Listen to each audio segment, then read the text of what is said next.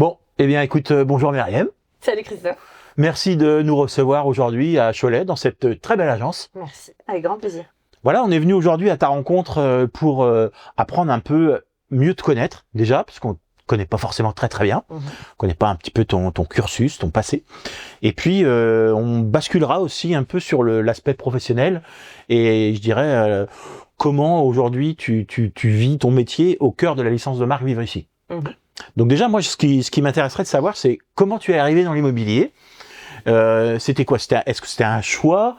Est-ce que c'était un hasard? Est-ce que c'était une vraie vocation dès le départ? Raconte-moi un petit peu. Alors, moi, j'ai commencé l'immobilier complètement par hasard. D'accord. J'étais commerçante et j'étais pas commerciale du tout. C'est-à-dire que j'avais plutôt l'habitude à ce que ce soit les clients qui viennent à ma rencontre plutôt que l'inverse. Ouais. Donc voilà, j'ai commencé l'immobilier après avoir eu mes 2 enfants. J'ai une amie autour d'un repas qui me dit tiens, je te verrais bien faire ça. Donc elle-même était agent immobilier. À l'époque, j'habitais à la région toulousaine. Et donc voilà, elle a fait ce qu'on appelle en immobilier de la cooptation. Ouais. J'ai commencé et j'ai jamais arrêté.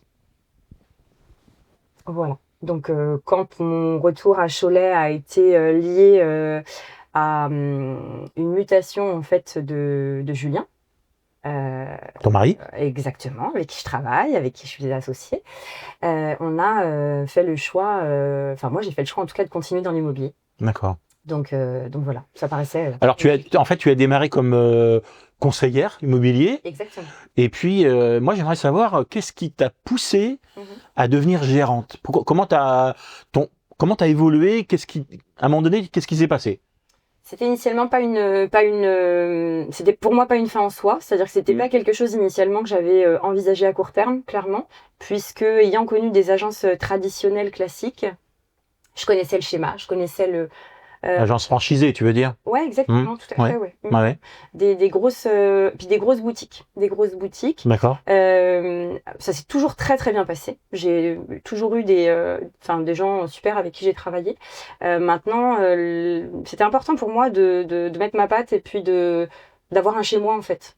C'est très bête, mais je pense qu'à un moment donné, arrivé à un certain âge, quand tu aimes ce que tu fais, que tu le fais avec passion et que tu as l'habitude de de faire les choses comme tu les aimes, ben tu as envie de le faire pour toi au bout d'un moment. D'accord. Et moi, il y a quelque chose que j'adore, c'est la transmission en fait, c'est vraiment la formation. Je pense que initialement, si j'avais dû choisir une vocation, ça aurait peut-être été ça, tu vois. D'accord. Plutôt de la formation. Donc là, j'arrive à allier les deux en fait, l'accompagnement, la formation. Toi, tu dois te régaler avec ton équipe. Je crois que vous êtes 7 maintenant. Exactement. Donc tu dois pouvoir exploiter tes qualités, ce que tu as envie de faire. En tout cas, j'essaie quand il y a besoin d'être présente. Alors le métier d'agent immobilier est un métier difficile, compliqué, Oui.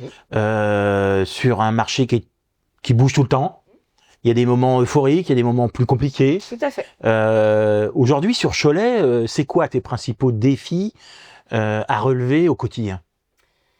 En fait, le métier d'agent immobilier, tu l'aimes ou tu le quittes. Déjà, c'est très simple, c'est-à-dire que on sait que c'est un métier qui est en dents de scie,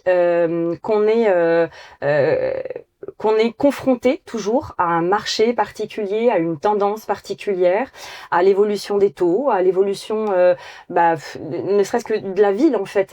La densité de la ville évolue avec les entreprises. Ça, on est sur un bassin, nous, qui a un bassin d'emploi important. Beaucoup de paramètres, beaucoup de facteurs économiques. Exactement. Donc en fait, c'est pas uniquement toi et ta démarche ou la manière dont tu travailles, c'est aussi tous les paramètres que tu dois prendre en compte. Au sein d'un environnement plus global, quoi. Exactement. D'accord. Donc voilà, aujourd'hui les défis à relever sont nombreux parce que on connaît tous en fait la problématique des taux qu'on a eu. On a un marché qui est en perpétuelle évolution, donc c'est un peu, il faut s'adapter en fait tout simplement. Ouais. Des maisons on en vend régulièrement, on continuera à en vendre. C'est pas donc quand c'est plus dur, eh bien il faut juste faire un peu le dos rond.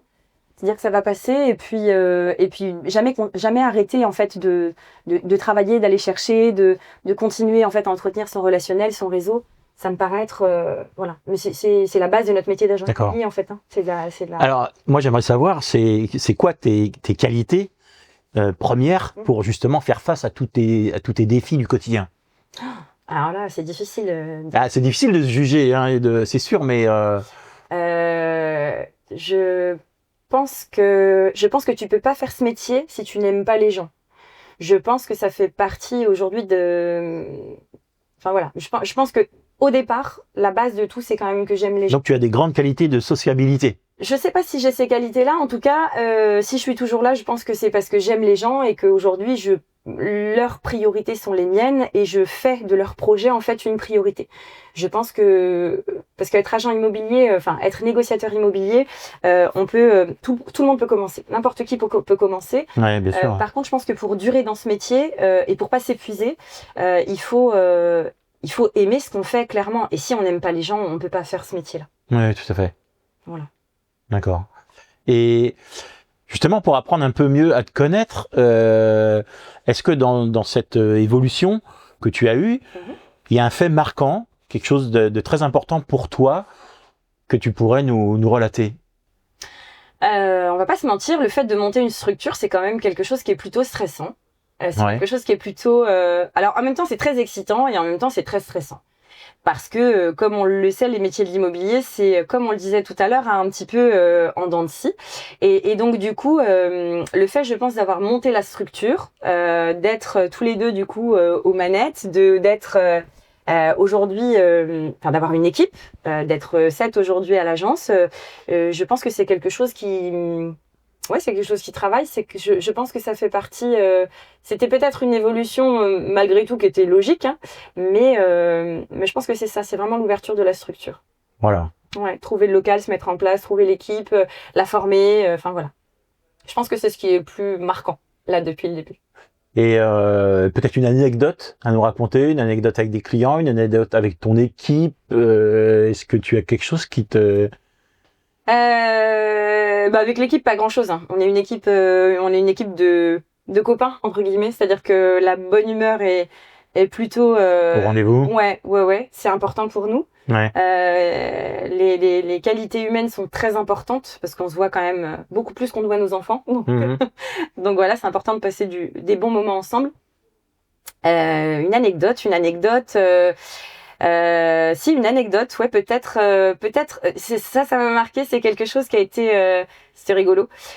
C'est de trouver à 2 frères, assez jeunes, qui habitaient encore chez leurs parents à l'époque, 2 biens qui leur correspondent sans que l'un et l'autre ne sachent qu'ils étaient en contact avec moi, sans que je sache au départ qu'ils étaient frères. Incroyable. Et à quelques jours d'intervalle, de trouver à l'un un appartement qui m'a acheté et dans lequel il est très très bien. Et puis à l'autre, une maison, voilà. Donc, Jimmy, Johan, si vous me regardez. Une sorte de coup double familial. Ouais, c'est ça. Donc j'ai eu la maman en fait au premier compromis, puis au deuxième, et puis je me suis dit mais je la connais cette dame. Je la connais, oui, bah oui, en effet, en fait c'était. D'accord. Voilà, donc c'était rigolo. Et puis à la meilleure amie quelques semaines après. D'accord. Donc génial. Bah écoute, comme quoi la vie des fois. Hein. Et c'est ça. Voilà. En fait, belle rencontre, l'humour. Exactement. Tu parles de rencontre, justement, ça m'amène à parler un peu côté humain, ce côté que tu aimes bien dans l'immobilier. Aujourd'hui, tu passes du temps avec ton équipe, les relations humaines sont importantes, donc il y a le management de l'équipe, il y a aussi s'occuper des clients, forcément, et puis tu as aussi ta vie personnelle, ta vie privée. Comment tu arrives à trouver un équilibre entre l'équipe, les clients, la famille? Raconte-moi un peu. L'équilibre, il est un petit peu difficile à trouver, d'autant plus que nous, on est tous les deux en fait à gérer la structure, donc mon mari et moi. On essaie de se partager les tâches, de diviser, de faire en sorte que quand l'un est un peu plus absent, l'autre est un peu plus présent. C'est pas facile tous les jours, surtout quand tu as des enfants et des enfants qui ont encore besoin en fait que tu sois un peu présent. Donc voilà, ça se fait. Ça se fait très bien. Les choses se mettent en place en fait un peu naturellement. Si je comprends bien, l'équilibre que tu trouves, c'est en binôme avec Julien, finalement. Exactement. Je pense qu'on ne serait pas en binôme, ce serait bien différent. Aujourd'hui, on peut quand même se décharger l'un sur l'autre quand l'un a des choses un peu importantes à faire. Ou, donc l'autre peut éventuellement être un peu plus présent avec les enfants, par exemple. Voilà. L'équilibre, il est pas simple à trouver. Il est vraiment pas simple. Maintenant, je te dis, ça se met en place un peu naturellement. Et puis des fois, tu fais quelques boulettes. Hein, parce que tu t'en sors, c'est le principal. Ouais, bien sûr. Ok, très bien. Justement, cette marque Vivre Ici, qui est une marque forte, aujourd'hui, qu'est-ce qu'elle t'apporte, cette marque, professionnellement parlant? Elle m'apporte plein de copains. On passe des super bons moments entre gérants, donc ça c'est génial. Ça c'est plutôt très agréable, mais pas que. Elle m'apporte des outils marketing, des outils de communication. Elle m'apporte un Lucas qui est très bon dans ce qu'il fait. Elle m'apporte une Stéphanie qui est notre assistante qu'on ennuie, la pauvre, toutes les semaines, je pense. Enfin voilà, avec qui on passe beaucoup de temps au téléphone, à lui poser plein de questions quand on a une problématique. En fait, on ne se sent jamais seul. La licence de marque par rapport à la franchise, moi je me sens pas bloquée en fait dans un cadre et je ne voulais absolument pas ça. Donc c'est aussi pour ça que la licence de marque pour moi c'était une évidence, c'est-à-dire que j'avais besoin de ne pas me sentir seule, même si on est deux. Aujourd'hui c'est de se sentir faire partie d'un groupe, de quelque chose, d'un grand truc, et puis d'être accompagnée en fait à toutes les étapes plus ou moins. On a une commission marketing qui nous propose en fait régulièrement des outils de communication qui sont hyper intéressants, que je trouve pertinents. Ça a du sens en fait. Donc tout ce qu'on fait, la licence de marque, elle évolue vite et dans le bon sens, je trouve, parce que finalement on s'apporte mutuellement les uns les autres et ça c'est hyper enrichissant. D'accord. T'as un sentiment de gain en efficacité, de gain de temps aussi peut-être? Gain de temps, efficacité, une appartenance en fait, tout simplement. En fait, tu sais, je pense que quand t'es indépendant, le fait de faire partie d'un tout, ça a du sens. Tu te sens jamais seul et puis parce que quand t'es gérant d'entreprise, je pense que pour beaucoup, certains doivent certainement ressentir ça quand t'es tout seul dans ton coin, qu'il y a de l'évolution, que les lois évoluent, que t'as pas forcément les outils, les trames, pas forcément la possibilité. Enfin, je dis un truc tout bête, on a un groupe WhatsApp, on pose une question sur le groupe, on a une réponse instantanément de quelqu'un qui est disponible. Donc on n'a pas besoin d'attendre des heures, enfin voilà, ou pour un outil qui nous manquerait, tiens, je te l'envoie. Enfin, je trouve que pour moi, sincèrement, la licence de marque m'apporte énormément humainement. Beaucoup plus que tout le reste. C'est-à-dire que oui, des outils, on en a besoin et c'est normal et la licence en propose. Oui, il y a des services et c'est normal et on en a besoin. D'ailleurs, on dit qu'une marque forte apporte de la sérénité. Oui, c'est ça. Tu en penses quoi? Moi, je pense que réellement, aujourd'hui, on a, je pense, dépassé ce truc-là parce que on est au-delà de la sérénité, il y a énormément de bienveillance en fait, et c'est quelque chose qui transpire. Je pense que on peut avoir des discussions qui peuvent être houleuses. En attendant, ça n'empêche pas qu'on va échanger un mot repas derrière et que on va réussir à se poser et à échanger en fait très sereinement sur des choses parce qu'en fait c'est dans notre intérêt à tous. Donc l'intérêt c'est qu'on trouve un terrain d'entente, un point qui va nous convenir à tous parce que voilà, on est nombreux et que il y a des forts tempéraments.